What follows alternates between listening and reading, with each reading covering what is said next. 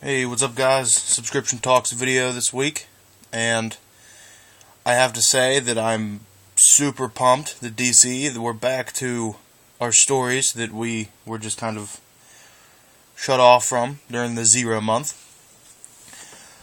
But I can also say that they came back with it in a great way. I wasn't disappointed by any of the books this week, loved every book I had this week. That being said, the book I loved the least, although I still loved it, was Dial H number 5. And they are fighting Abyss.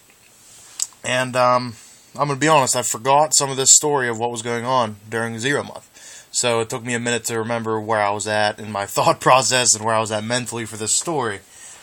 But they're fighting Abyss, and their dial broke. They only had one dial. And upon fixing it, Roxy fixes it, and then, Roxy, it is discovered in this issue that Roxy is actually Manthal's name. Her actual name is Roxy. But Nelson takes it, and they're all praying that they need a great power, and he gets the cock-a-hoop, which is basically a chicken head with arms on a hula hoop. But he uses it to his advantage, and he ends up being at least mildly successful. But then, upon Abyss starting to kind of, die, I guess you could say, some type of dial hunter, some type of shadow comes from it and is just changing, just heroes just bang, bang, bang, bang, bang. And and then Nelson says that's the way it's supposed to be done. And he actually shuts off that other girl's dial. I can't remember her name right offhand, but he actually shuts off her dial and she dies. So that guy, and then they say that he's actually hunting for his dial. He's actually hunting for Nelson's dial. So we'll see what happens. I mean, I'm pretty excited. I'm loving this series. I didn't pick this up when it first came out, but I heard some great things being said from it, and I picked it up, and I do not regret it for a second. I love this series. Animal Man 13, and I'm just saying this might be cover of the week because this is a sick cover.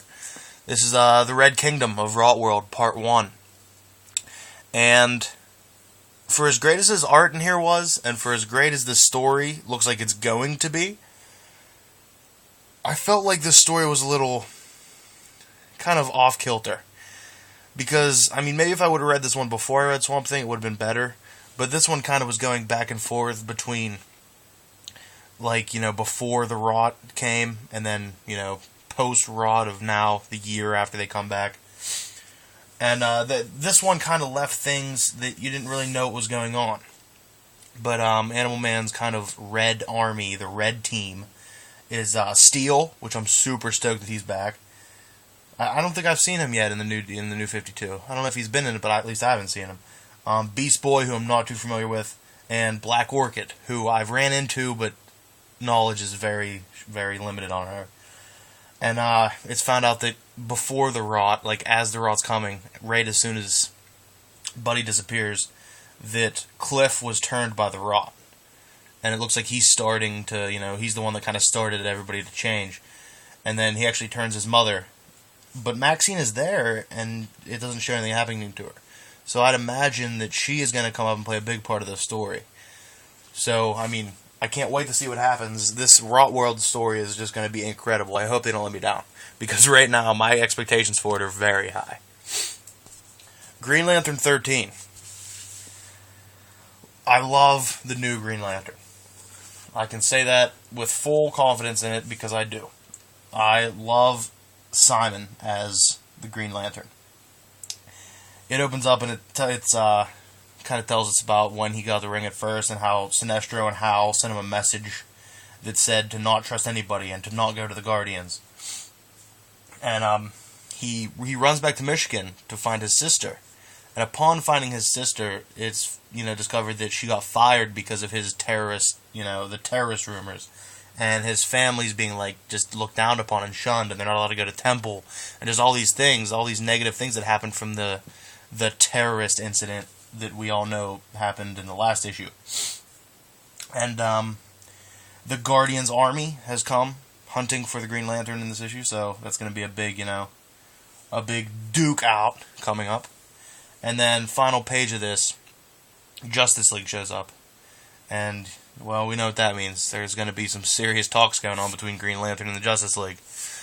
So, I mean, I hope there's actually some issue somewhere along the lines of, like, maybe we see the dialogue, or we at least get a little bit of that conversation, because that's something I would really like to know. I don't know, for some reason I kind of like the diplomacy of the Justice League. Next we have Earth 2, number 5, Green Lantern versus Grundy. This is obviously, Earth 2 Green Lantern. But this book was pretty awesome. Although, I feel like if they don't capitalize on this kind of... Although it's the gray, and it's not necessarily the rot, I still see it as a rot. So, I feel like if they don't capitalize on this kind of scenario to bring, like, either an Earth 2 character to Earth 1, or an Earth 1 character to Earth 2, I feel like they're missing an opportunity. Although maybe it's too early to start all that confusing things, but I feel like it'd be a missed opportunity if they didn't do it regardless. But the battle for Earth has going on between Grundy and everybody, and the Atom has come down to bring in the wonders of Earth 2, which would be Hawkgirl, Green Lantern, and the Flash. But he's basically having his way with them, and then Grundy kind of just envelops him and just kind of basically destroys him just quicker than you'd even understand.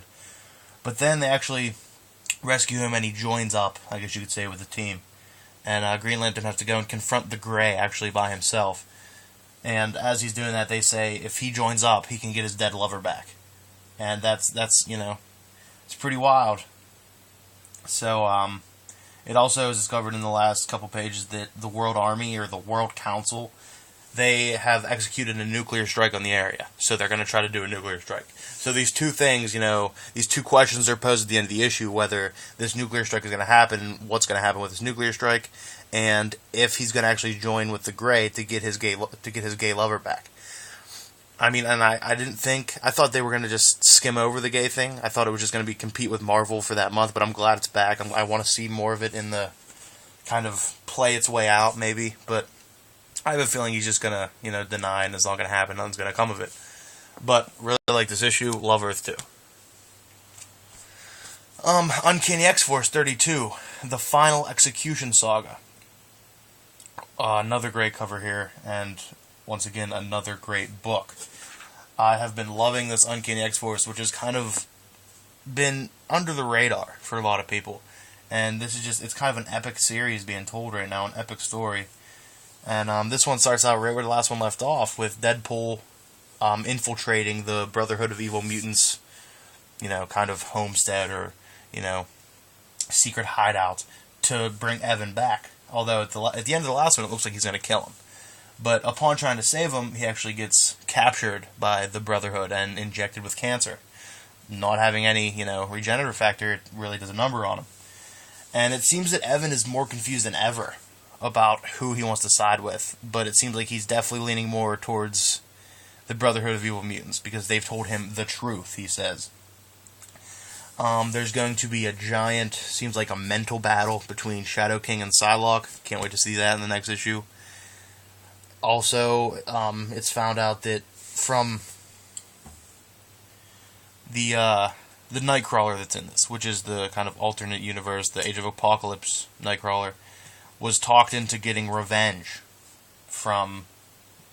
was talked into it by Mystique, and he kind of attacks Wolverine, and that's it. He said he's getting his revenge on Wolverine. So it's going to be another thing to play out. I mean, this book just keeps throwing me for different angles at me. Keeps just doing different things, and I'm just loving it. This is probably one of my favorite books at the moment. Although it doesn't make my pick of the week all the time, I think this book is just so solid that I can't see it as a better issue than last week, because it's just so solid as a whole. But if you're not reading Uncanny X-Force, I really recommend it. At least pick up the trades and read the backstory, and then that'll probably get you into it, because the story is just blowing my mind. And then here's the twin brother. Well, I guess they wouldn't really be twins because they're different kingdoms, but The Green Kingdom of Our Outworld, Part 1, in Swamp Thing number 13. And this book also blew my mind. It Swamp Thing's team is Poison Ivy and Deadman. They are the two kind of that have the power of the green. And once again, these two stories take place a year after the rod has hit. But both Buddy Baker and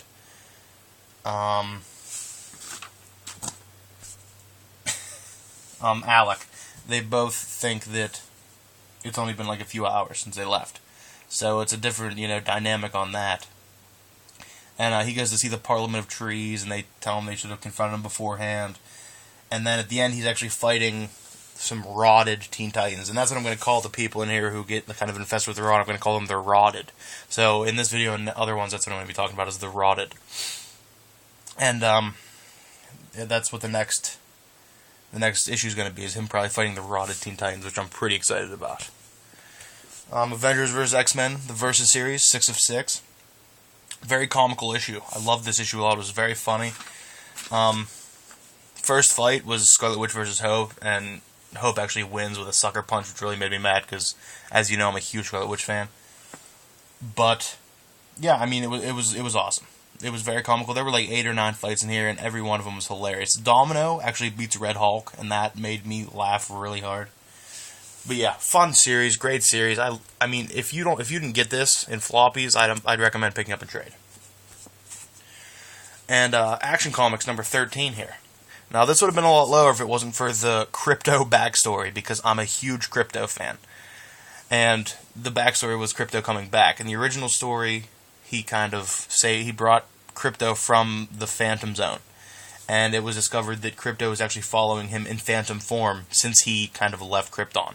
So he was always there for him. He was always there for Soups, and it was a great story. I really love the backup story. I'm not going to get into the main story right now because it kind of confused me a little bit. It has a lot to do with the Phantom Zone and a lot to do with, I'm pretty sure he runs into the Phantom Stranger at one point. So I'm gonna hopefully touch more on this book next week, or the next one that comes out. And then the grandmother of them all, the granddaddy of them all, this week, the wrap up of the Avengers vs. X-Men round 12. I don't want to say anything about this book, and I don't want to post any spoilers about this book. I want to do a whole maybe Avengers vs. X-Men, just the 12 issue, review. I want to do that. So, but this was my pick of the week. Incredible. I love this cover too. But I mean, wonderful book, and there was definitely a reason it's the pick of the week, despite its $4.99 price tag, which kind of bothered me at first. I thought it wasn't gonna be worth it, but it was. And I'm glad it's over though. But it was definitely a ride. And I mean, for anybody out there who stopped after the first 3 issues, I mean, I'd recommend picking those up or getting it in trade, because personally, I really enjoyed it. But that's my pick of the week. I hope you guys enjoyed my subs video. And remember, always have a great day.